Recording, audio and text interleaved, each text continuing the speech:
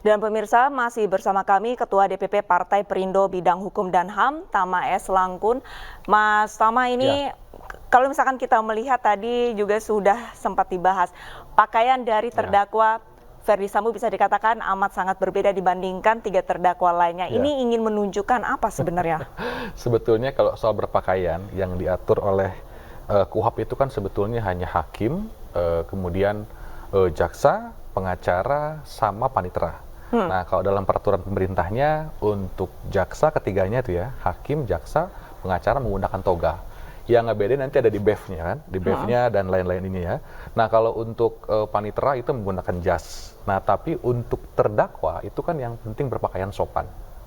Jadi tidak masalah ya? Tidak masalah. Yang penting dia berpakaian sopan dan kemudian menghargai proses persidangan. Ketika ada hakim yang kemudian bicara, dia harus diam. Dan semuanya ada di persidangan harus mendengarkan apa yang dikatakan oleh hakim. Yang penting itu sebetulnya esensinya. Jadi ya memang kadang-kadang tergantung yang disediakan ya. Misalnya bajunya pakai baju apa ya. Kan kita kadang-kadang juga lihat ya. Ada juga misalnya terdakwa yang tiba-tiba pakainya pakai peci, pakai baju koko begitu ya, itu juga ada juga. Jadi memang yang penting sopan. Sebetulnya untuk terdakwa seingat saya kita lihat dari tata tertib di pengadilan itu tidak ada yang spesifik mengatur. Jadi yang diatur itu hanya jaksa, hakim, pengacara dan panitera. Berarti tidak masalah mau dia pakai kemeja putih ataupun kemeja batik. Lantas untuk persidangannya sendiri, ini menurut Mas Tama, apakah nantinya akan berjalan, maksudnya karena Ferdy Sambo ini kan juga didakwa 2 kasus, yaitu pembunuhan dan obstruction of justice. Apakah untuk pembacaan dakwa hari ini, kedua-duanya akan dibacakan atau hanya kasus pembunuhannya saja? Ya, saya sendiri belum melihat secara pasti ya, artinya bagaimana konstruksi dakwaannya, karena baru akan dibacakan pada hari ini. Nah, yang kemudian saya coba pahami adalah ketika dia bicara soal dakwaan kan biasanya ada primer dan subsidiarnya. Nah, ini yang utamanya itu kan sebetulnya 340. Kalau 340-nya katakanlah gagal dibuktikan, maka ke 338-nya. Nah, yang lain ini sebetulnya bisa dipisah sih ya, kalau untuk yang OJ ya, apa dia nanti persidangan sendiri atau dia bagian dari persidangan yang sekarang berjalan. Itu lagi-lagi akan tergantung pada strategi jaksa ya, dalam menuntut perkara, dalam mendakwa sebuah perkara. Jadi kita akan serahkan, akan menunggu ya, bagaimana jaksa kemudian menyampaikan dakwaannya. Tapi kalau kita lihat dari konstruksi kan sebetulnya itu semua pasti akan diuji dalam persidangan. Jadi asumsi jaksa, dakwaan jaksa yang mengatakan bahwa ini adalah pembunuhan berencana, mana buktinya, mana informasinya, dan lain-lain. Kalau soal bukti kan sementara ini kalau kita lihat ya, yang sudah tercecer dalam tanda kutip di ruang publik adalah keterangan daripada saksi-saksi, pengakuan dari terdakwa, kemudian juga hasil forensik yang belum utuh digambarkan sepenuhnya. Kalau keterangan dari saksi-saksi kan sudah ada saksi, misalnya Baradae sebagai justice collaborator atau saksi pelaku, dia sebagai pelaku juga sebagai saksi. Dia mengatakan banyak hal. Terdakwa pun juga, calon terdakwa maksud saya, juga melalui kuasa hukum sudah mengatakan lewat kuasa hukumnya. Misalnya dia katakan, ini kita nggak memerintah menembak, tapi perintah dari Pak Sambo adalah hajar. Nah itu. Kemudian, kenapa dibuat skenario tembak menembak? Untuk melindungi Baradae. Nah, Baradae bilang, oh ini enggak nih, bukan untuk melindungi. Nah, itu kan keterangan-keterangan yang sudah muncul. Nanti silahkan saja diuji di persidangan mana yang benar. Kemudian keterangan lagi yang sudah mulai muncul di ruang publik itu adalah soal uji forensik itu. Berapa kali sih penembakannya? Mana sih yang luka? Dari mana sih arah datangnya peluru? Itu kan semua sudah digambarkan. Walaupun masih belum lengkap, misalnya ini yang menembak itu siapa? Terus kemudian orang-orangnya itu pistol yang mana, itu yang kemudian mungkin secara terperinci nanti akan disajikan dalam persidangan. Mengenai bukti-bukti yang sudah tersebar luas di ruang publik dan juga ini ada semacam fakta baru dari tim kuasa hukum yaitu hajar. Kata hajar sendiri ini bisa dikategorikan apakah memukul dengan pistol atau menembak, ini sebenarnya kan mengandung arti yang cukup luas. Kalau misalkan dari sudut pandang Mas Tama sendiri seperti apa? Ya, tentu yang pertama kita belum berani mendahului hasil persidangan karena terus terang kita bukan pihak yang berperkara dan bukan pihak juga yang memiliki bukti tersebut. Tetapi kalau melihat soal kebiasaan, saya mau ambil logika misalnya teman-teman di KPK suka berdiskusi ya. Ketika ada OTT yang dia sampaikan, apakah ayo tangkap, ayo OTT, tapi kan bungkus. Nah pertanyaannya, kata-kata bungkus itu apakah betul orang dibungkus, di wrapping atau seperti apa? Kan kita memahaminya bahwa berarti bungkus itu sebetulnya identik dengan dengan menangkap misalnya. Nah sekarang logika yang sama misalnya dipakai dalam perkara ini. Apakah kata hajar itu ketika orang bersenjata sudah dalam posisi yang kemudian memang siap begitu? Apakah ketika kata-kata hajar itu dia gunakan kepalan tangan atau kakinya atau menggunakan senjatanya? Itu pun juga nanti akan kelihatan bagaimana sesuai dengan rangkaian peristiwa yang disampaikan oleh jaksa. Jaksa pasti kan juga akan menjelaskan. Ketika dia bilang 340, pasti dia akan bilang ini perencanaan. Perencanaannya bagaimana? Kapan dia akan menembak? Siapa yang menembak? Di mana lokasinya? Itu pasti akan menjawab tadi kata-kata hajar tadi. Kalau dari awal skenarionya misalnya menaruh di sini, menembak di sini, katakanlah demikian, maka tentu asumsi hajar adalah menembak. Jadi lagi-lagi akan sangat tergantung kepada jaksa, karena kalau dalam perkara pidana ini kan tentu ada azas praduga tidak bersalah, tetapi ketika dia baca dakwaan maka yang mendalilkan wajib membuktikan. Jadi karena jaksa yang bilang, oh ini pembunuhan berencana, maka jaksa tolong buktikan di mana berencananya. Nah tapi yang coba saya pahami, kata-kata hajar itu tentu saja bisa membuka ruang, begitu ya. Kalaulah kemudian betul hajar yang dimaksud adalah hajar versi dari kuasa hukum FS, tentu konsekuensinya pada pemilihan pasal tadi. Apakah 340 apa 338? Kalau dia adalah reaksi salah perintah, hajar adalah maksudnya adalah pukul, bukan tembak. Tapi kejadiannya 338, berarti kan karena spontan. Konsekuensinya apa? Kalau di 338 tentu maksimalnya hanya 15 tahun.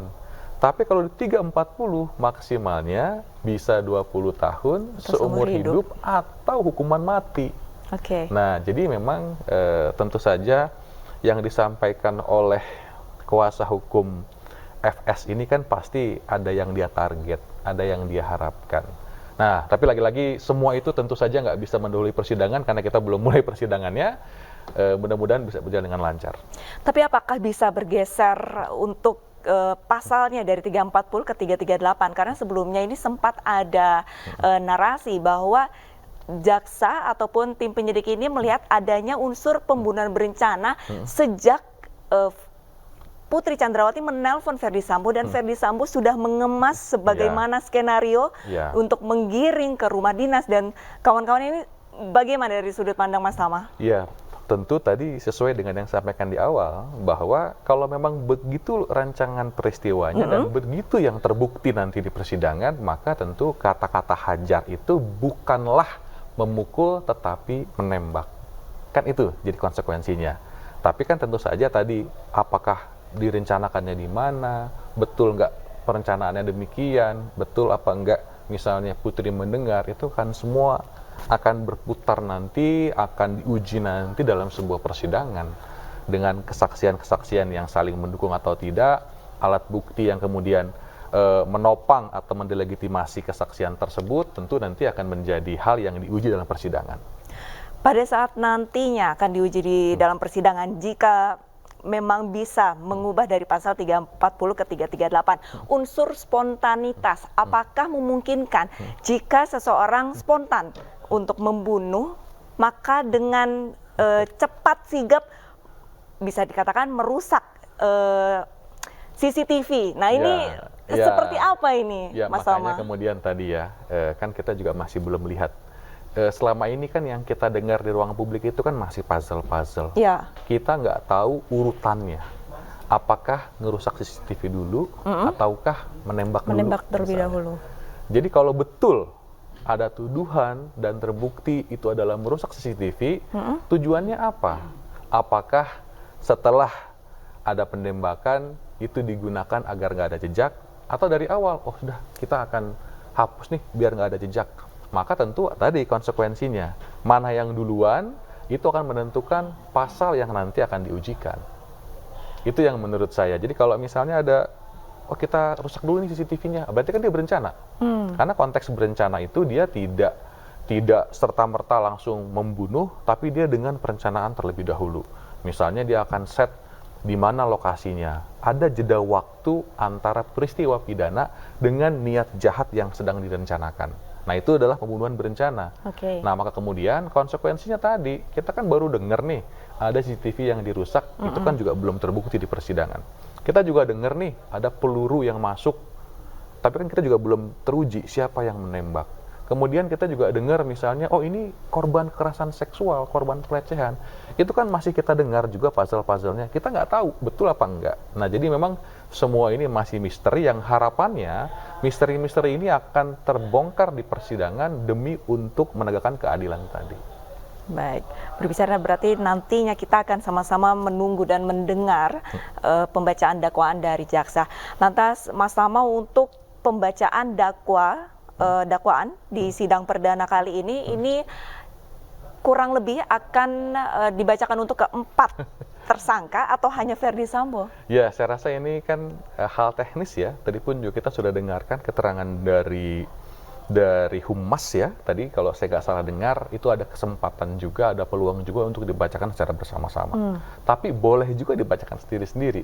Nah, ini adalah hal teknis yang tentu saja nanti akan diputuskan, akan ditentukan oleh hakim begitu ya. Karena dari Humas pun juga belum bisa menjelaskan hal tersebut, dan sampai sekarang pun belum ada hakim yang memberikan pernyataan karena memang sidang akan dimulai. Jadi hal-hal teknis tersebut memang kita masih akan tunggu ya, karena tidak ada pengumumannya begitu ya.